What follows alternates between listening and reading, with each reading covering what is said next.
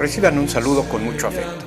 Estamos en el tercer domingo de Cuaresma y en él estaremos reflexionando sobre nuestras vidas, nuestros cuerpos. Somos templos del Espíritu y le pediremos a Dios que nos edifique según su voluntad.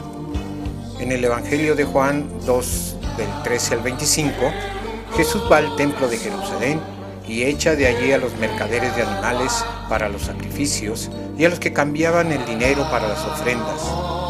Desafía a que destruyan el templo y que en 3 días volverá a levantarlo, un nuevo templo, el templo de la comunión con Dios en Jesucristo.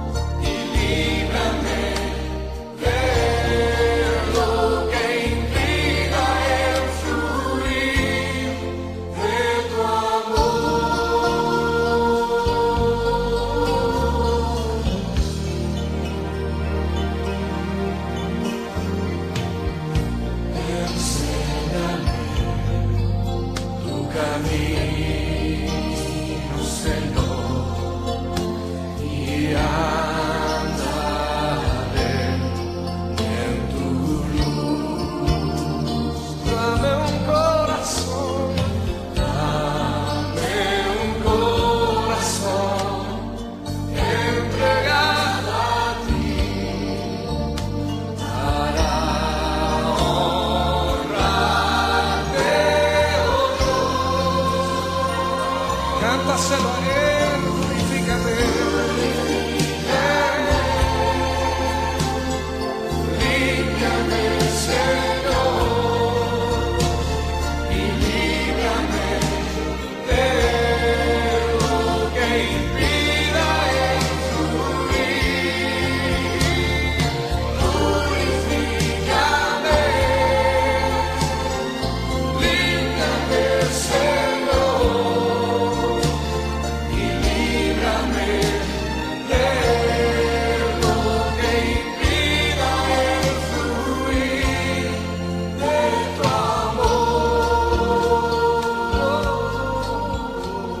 Si mi paso es errante, conviérteme, Señor.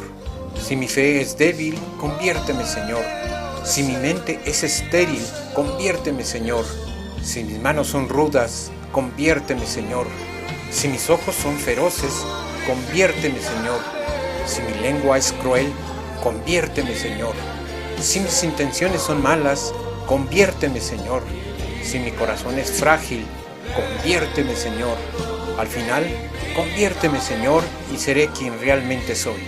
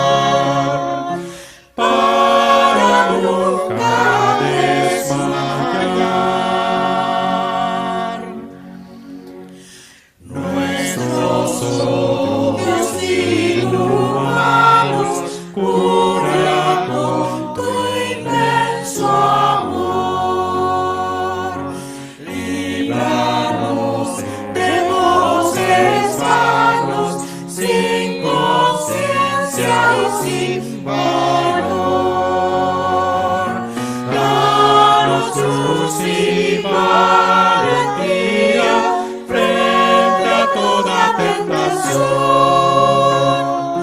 frente a toda tentación. Guíanos por las más altas rutas de la santidad, proclamando para el alma verdadera libertad.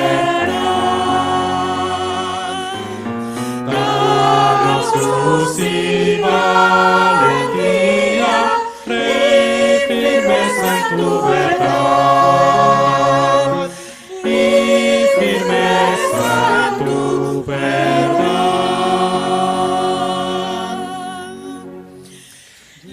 Líbranos de resignarnos imparciales frente al mal. Sea nuestro anhelo santo reflejar tu eterno ideal. Danos luz y valentía para hacer tu voluntad, para hacer tu voluntad.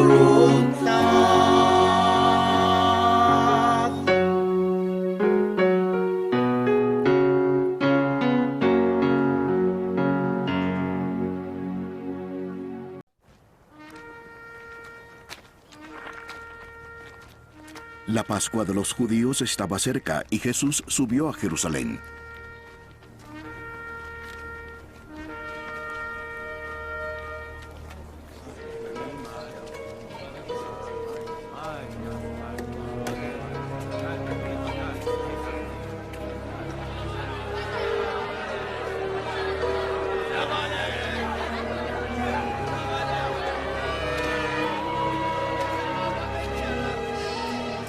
En el templo encontró a los que vendían bueyes, ovejas y palomas, y a los que cambiaban dinero allí sentados.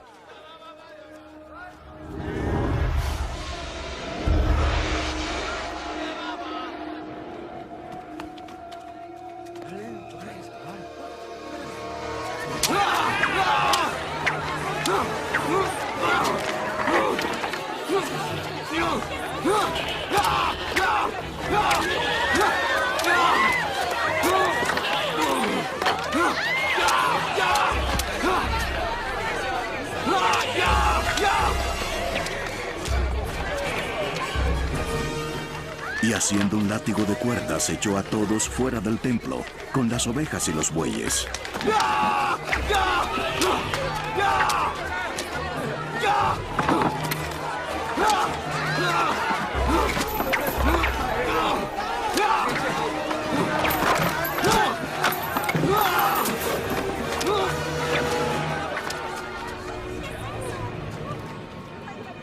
Desparramó las monedas de los que cambiaban el dinero y volcó las mesas. A los que vendían palomas les dijo: ¡Quiten esto de aquí!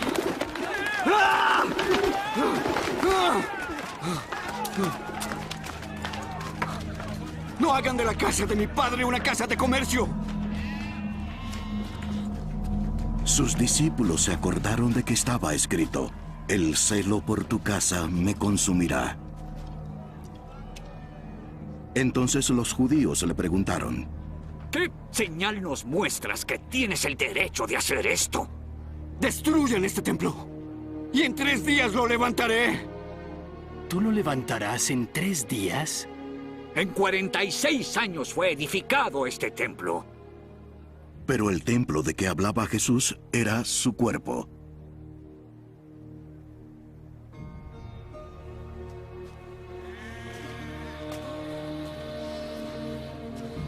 Por eso, cuando resucitó de los muertos, sus discípulos se acordaron de que había dicho esto, y creyeron en la Escritura y en la palabra que Jesús había hablado.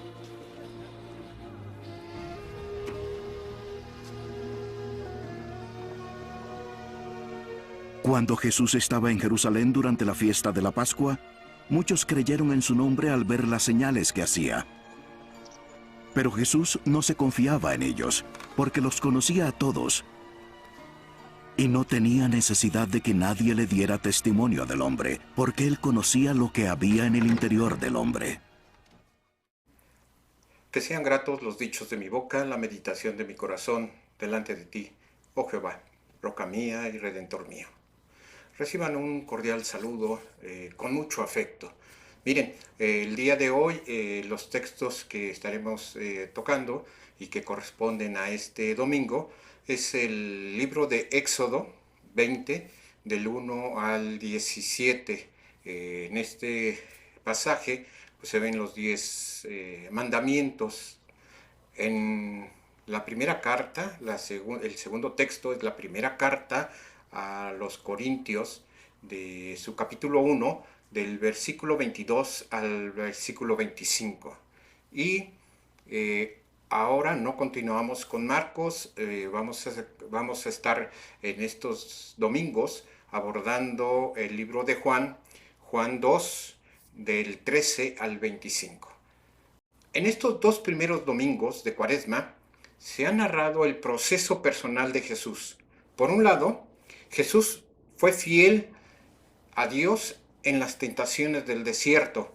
Y el domingo pasado Jesús vivió y nos mostró la verdadera gloria de Dios entre nosotros, ¿sí? Y ahí le dio ánimo a esos dos discípulos que se había llevado para estar con él. Ellos pudieron ver todo esto.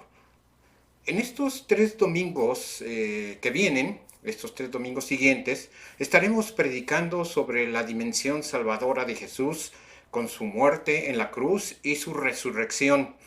Para esto, como lo dije, estaré utilizando los textos del Evangelio de Juan. El centro del texto del día de hoy no es otra cosa más que la expulsión violenta que Jesús realizó de vendedores y cambistas del templo de Jerusalén. No en pocas prédicas he escuchado que la actitud de Jesús en este pasaje es que Jesús se enojó santamente. Yo no sé cómo se puede uno enojar santamente, pero bueno, así se ha escuchado en las prédicas, que Jesús se enojó santamente. Otros dicen que les causa temor pensar en este Jesús que se enoja, ¿sí? Y que simplemente no se enojó, sino que realizó lo que tenía que hacer. Muy contrario pues, a lo que el texto nos está diciendo. Para hacer entender el símbolo que realiza Jesús en este pasaje, miren, quiero explicarles el contexto y esto porque es muy importante el templo de Jerusalén. O sea, sin el contexto no podemos entender a plenitud lo que Jesús realiza. El templo de Jerusalén era la cima de la vida religiosa del pueblo israelita, el mismo corazón de la adoración, del ritual, de la creencia, de la fe y de las emociones judías. El templo de Jerusalén, se agitaban en él las pasiones, estaba envuelto de un misterio y de temor. Todavía hasta en nuestras fechas, los que han tenido oportunidad de ir a Jerusalén y pueden estar ahí muy cerca de lo que es esa pared en donde estaba el templo de Jerusalén, el muro de los lamentos, pues todos dicen que es un lugar muy especial. Así es que imagínense en aquel tiempo que el templo era ese lugar de misterio y de temor. Era el asiento de lo que se decía de la sabiduría, de la ley, de las escrituras. El templo de Jerusalén tenía el altar judío único en su género. En él el sacerdote realizaba los ritos sacrificiales de la expiación, ¿sí? Lo que es el perdón de los pecados. Y esto pues lo hacía una vez al año y era un rito verdaderamente muy impactante. En nuestro tiempo, tal vez visualicemos el templo como un edificio contemporáneo que alberga una iglesia, o quizás a lo mejor cuando hablamos del templo nos hace recordar las catedrales que existen, ¿sí? Que existen y que muchas veces nos impresiona, sobre todo algunas catedrales que nosotros vamos a encontrar allá en Europa, ¿sí? O en Estados Unidos. Lo más grande que nosotros nos podemos imaginar son como eso, ¿no? El Vaticano. Y ya para nosotros el Vaticano pues ya es un lugar muy grande. Pues déjenme decirles, el templo de Jerusalén era mucho más grande que ni el mismo Vaticano, ¿sí? Para darnos una idea del tamaño del templo, miren, cualquier centro comercial queda chico. O sea, ir a, no sé, a Santa Fe o a Perisur, a esos grandes centros comerciales, esos quedan chicos para compararlo con la magnitud del templo de Jerusalén. Este templo medía aproximadamente 13 hectáreas, lo que son alrededor de 135,000 metros cuadrados. Un solo muro, ¿sí? Medía de largo 490 metros de longitud. Algunas de las piedras que se utilizaron, las más grandes del templo, pesaban 70 toneladas, nada más una sola piedra. En el templo no se usaba para la adoración pública, más bien el templo era la casa de Dios. La adoración y los sacrificios y las liturgias se desarrollaban afuera del templo, en los patios que rodeaban el templo. Alrededor de 18,000 sacerdotes y levitas, divididos en grupos, en 24 grupos, llamados turnos, se ocupaban de las operaciones que se hacían en el templo. Se requería, imagínense, 200 levitas cada tarde solo para poder cerrar las puertas del templo. 200 levitas.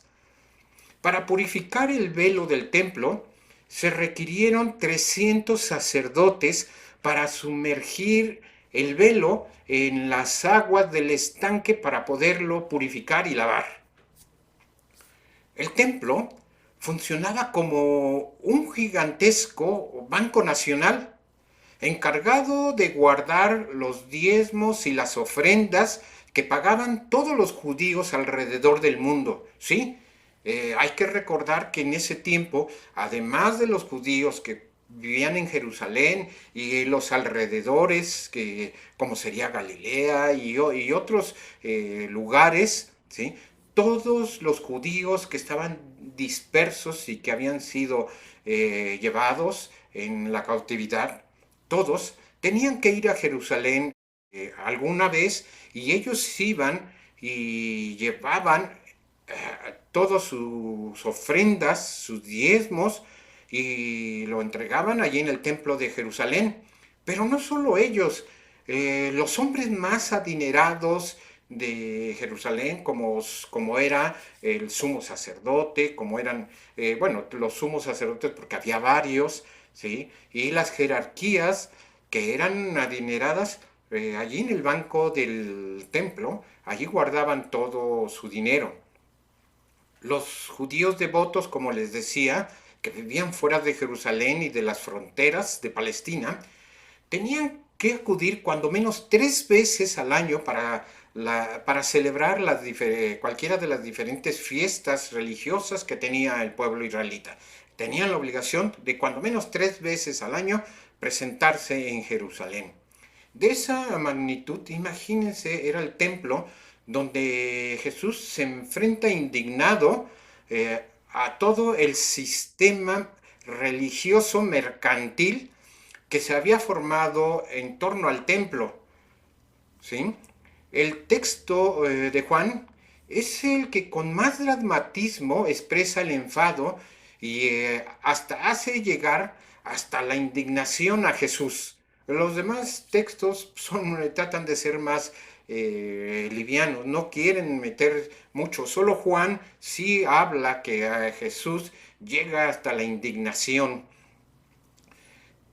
Este hecho debió de haber quedado muy grabado en la memoria de aquellos testigos de aquella imagen del Maestro, que parecía contradecir esa imagen que siempre se ha hablado de un Jesús manso y humilde de corazón, como nos lo dice Mateo 11:28.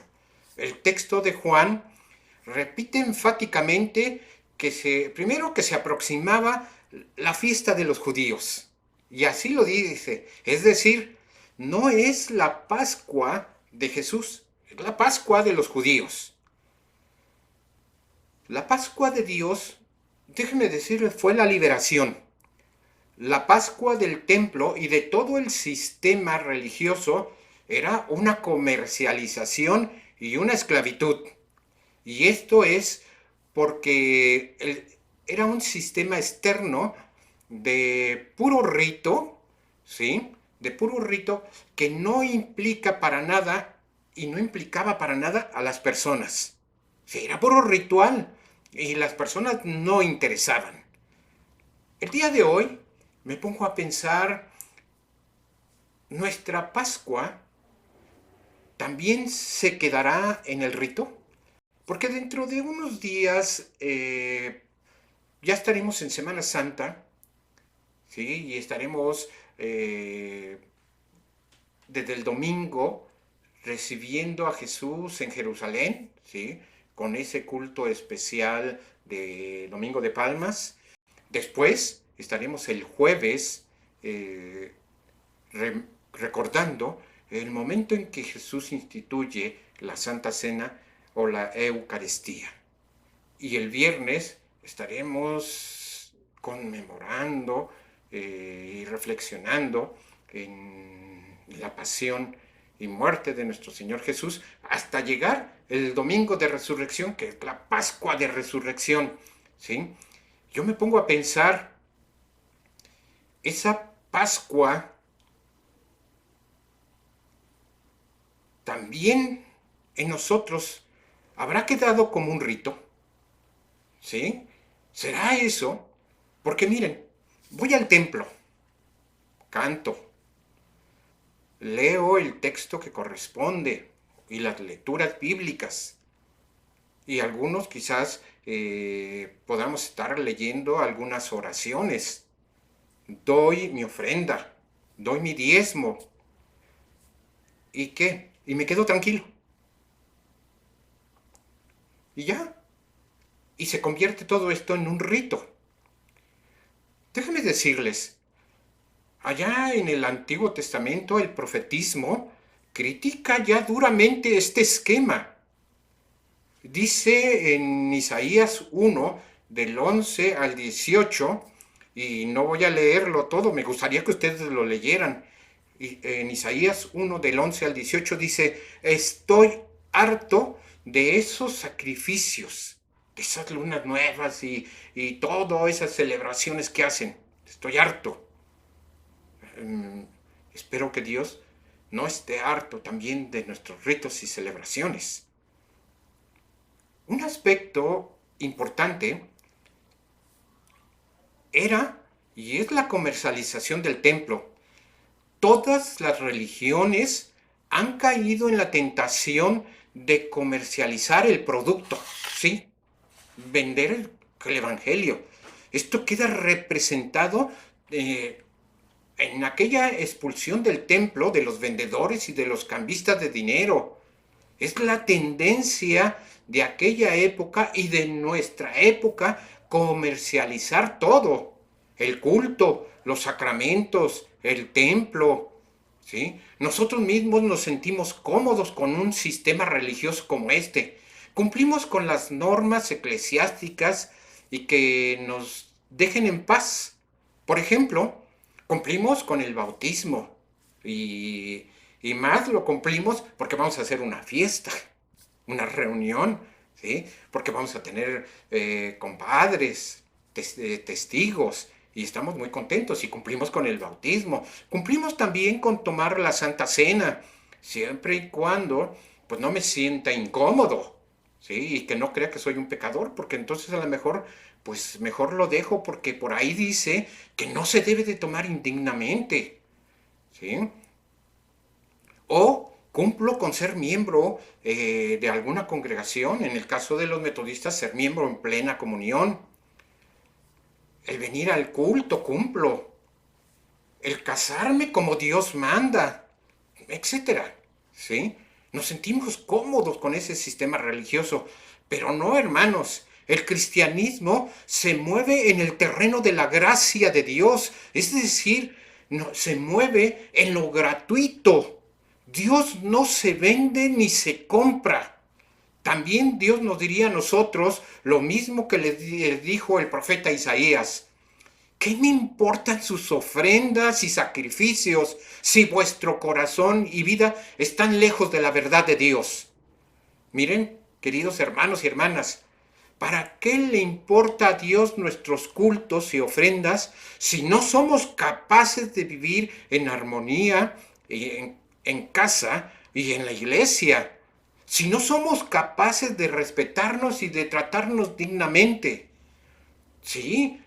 ¿Para qué le importa a Dios todos estos ritos si no hacemos que nuestras relaciones familiares y comunitarias sean relaciones de amistad, de solidaridad, de amor, si no somos capaces de comprometernos seriamente con Dios y con nuestro prójimo? Dios quiere un corazón constricto y humillado, más allá de los sistemas familiares, religiosos y culturales que promueven la muerte. Dios quiere un corazón constricto y humillado que promueva la vida. Jesús, al tomar el látigo, hace un signo del que estaba escrito y profetizado allá en el Antiguo Testamento, en Zacarías 14:21. Cuando veo este texto y veo lo que Juan está escribiendo en este pasaje, digo, caray, esto ya estaba ahí en Zacarías 14:21. Anuncia el tiempo en que no habrá más comerciantes en el templo. Jesús, con su signo, destruye este tipo de templo y de religión. Destruye este templo porque no vale la pena para nada. Jesús no nos llama a una religión reformada del Antiguo Testamento. Jesús ha abolido el viejo sistema religioso y el único templo verdadero es su persona y su vida. A Dios hay que adorarle no en Jerusalén, ni en aquel o este templo, sino a Dios se le quiere y se le adora en el templo de una vida consagrada y santificada, que es el verdadero cristianismo. Sí, queridos hermanos, a Dios se le adora en ese templo que está consagrado, y ese templo eres tú, tu vida. El día de hoy Jesús nos invita a una vida de libertad y en gracia. Sí, todo es gratuito y es gracia, y gracia para nosotros. No nos invita a crear otro sistema en el cual entremos al tú me das algo y yo te doy, la retribución, ¿sí? Me porto bien y entonces tú me tienes que bendecir. No, Dios nos habla de gracia, de gratuidad, ¿sí? A nosotros nos da todo de gracia. Y así tenemos que responder también nosotros. Nos invita a ese sistema de libertad en gracia. Lo que Jesús pretende y le importa es tu vida, querido hermano, y tu vida, querida hermana. No el culto. La auténtica religión y adoración en espíritu y en verdad, y el culto verdadero completo, es la religión de la vida entera, vivida con fidelidad a Dios y solidaridad con todo el género humano, con todos los seres humanos, y no solo con los seres humanos, con toda la naturaleza, con todo el ser viviente que nos encontremos. ¿Sí? Hay que aprender a ser misericordioso con todo lo creado por Dios. Especialmente, sí, voy a decirlo, los hermanos, pero los hermanos más débiles y necesitados. Sí. Especialmente tu esposa, especialmente tus hijos, especialmente tu familia, tus padres, las personas que están a tu alrededor. Sí. Al salir del templo es cuando cada uno de nosotros palpamos la verdad o la mentira de nuestro culto y religión. Tengamos cuidado, queridos hermanos. Estamos deseando volver a nuestros templos. Sí. Pero volvamos con ese corazón constricto y humillado, buscando a Dios y aceptando su gracia, su perdón gratuito, su amor gratuito, ¿sí? Y no querramos con todas las cosas que nosotros llevamos y hacemos en nuestro templo, ¿sí?, tener el perdón de Dios. No, el perdón de Dios para nosotros es gratuito y es para ti y es para mí. Que el Dios de la vida nos ayude a tener presente que el verdadero templo es nuestro propio cuerpo y nuestra vida. Que Dios les bendiga y les guarde. Que Dios permita que puedan vivir la vida en santidad y pensando y viviendo que su cuerpo es el templo de Dios y que en ese templo mora el Espíritu de Dios, que es Dios mismo en nosotros y con nosotros. Dios les bendiga.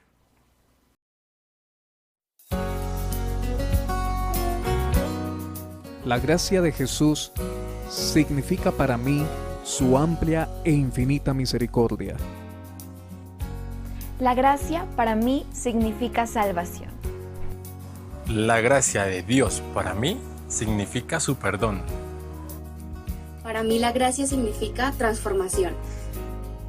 Para mí la gracia es el regalo más completo que Dios nos puede dar, porque a pesar que nos da su misericordia, nos ofrece perdón, nos transforma y nos salva. Y es lo que llena al ser humano.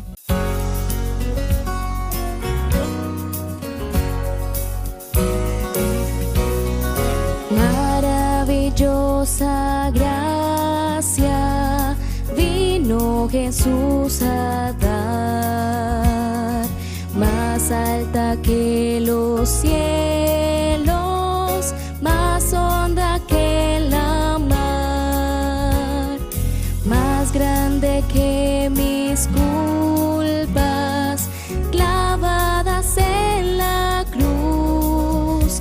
Es la maravillosa gracia de Jesús.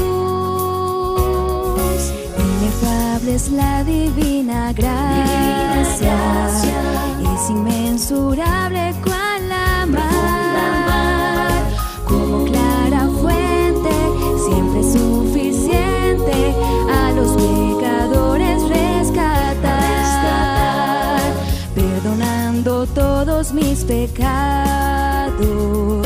Cristo me limpió de mi maldad. Alabaré su dulce nombre por la eternidad.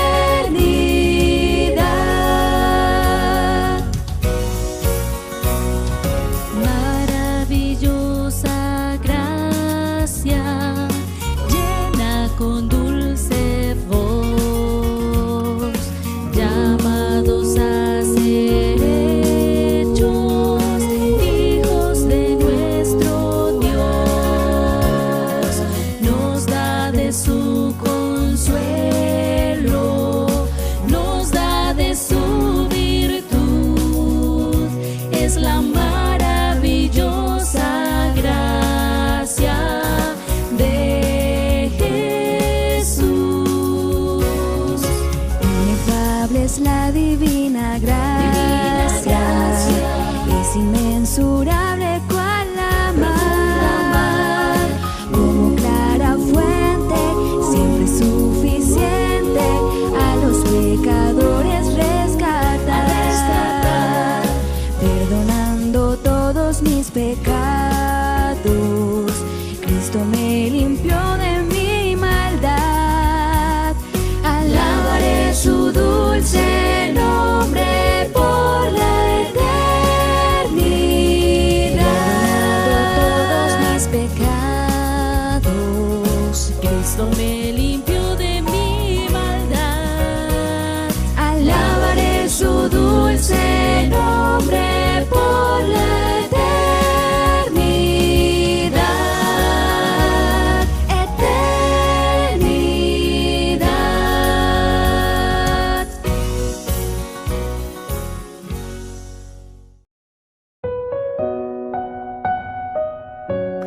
Derrama tu gracia, oh Dios, para así poder conocerte, aceptarte y seguirte, anunciándote a ti con palabras y hechos como Señor y Salvador.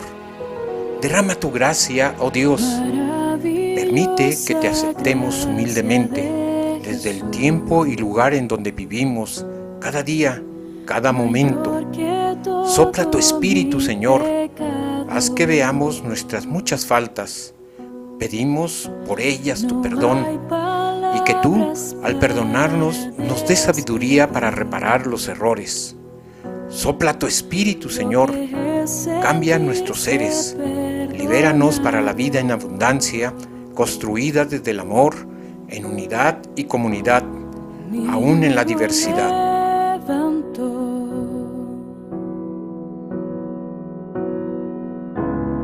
Mi alma liberó. Maravillosa es tu gracia, Jesús. Incomparable es tu eterno amor. Tomaste en tus manos mi iniquidad y la sepultaste en el fondo del mar. Nunca podría pagarte, mi Dios. No tengo nada que pueda ofrecer. Por eso estoy ante ti, mi Jesús, para pedirte que tomes mi vida en ofrenda de amor. Seamos despedidos. Jesús, nuestro hermano, amigo, Maestro y Salvador, nos ha encontrado en el camino y nos llama por nuestro nombre. Nos pide que le sigamos, dejando emocionalismos vanos y tomando un compromiso sincero, espera que respondamos. Habla, Señor, que te escuchamos. Que Jesús nos lleve consigo, porque de Él solo salen cosas buenas. Así lo hemos visto y lo hemos comprobado con su amor, su paz, su justicia, su perdón y enseñanza. Que Jesús nos lleve consigo para ser solidarios con el prójimo, para llorar con quien llora, para reír con quien ríe, recordando que somos miembros de su cuerpo y templos del Espíritu Santo. Que Jesús nos lleve consigo y así veremos y haremos cosas grandes en favor de la vida. Porque Maestro, tú eres el Hijo de Dios. Amén. Incomparable es tu eterno amor. Tomaste en tus manos mi iniquidad y la sepultaste en el fondo del mar. Nunca podría pagarte, mi Dios. No tengo nada que pueda ofrecer. Por eso estoy ante ti, mi Jesús, para pedirte que tomes mi vida en ofrenda de amor.